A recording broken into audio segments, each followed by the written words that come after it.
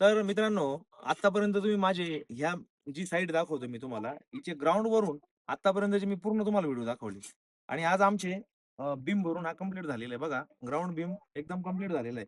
ज्यांनी पण माझे मागचे व्हिडिओ जाऊन बघितले असेल, त्यांना 100% आयडिया असेल, की आज ह्या स्टेजला आहे काम आहे. तर प्रत्येकाला एक प्रश्न पडतो, की जेव्हा पण आपण बीम करून जातो, जेव्हा सेंटरिंग काम होऊन बीम आज भरून आज भरला, त्यानंतर आपण प्रत्येक मालक एक विचार करतो, की याच्यावर बांधकाम कधी सुरू केलं पाहिजे. तर प्लिंथ लेव्हल बांधकाम कोणी 4 फूट करतं, कोणी 3 फूट करतं, ज्याच्या त्याच्या हाईटनुसार करतं.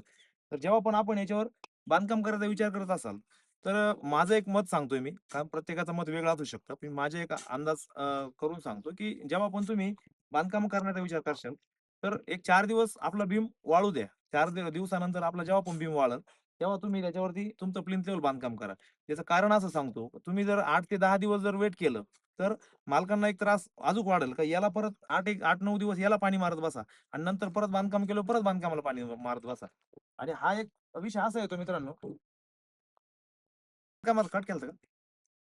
तर बांधकामाचा एक विषय असा येतो मित्रांनो, आपण बरं जाऊ दे लई मोठा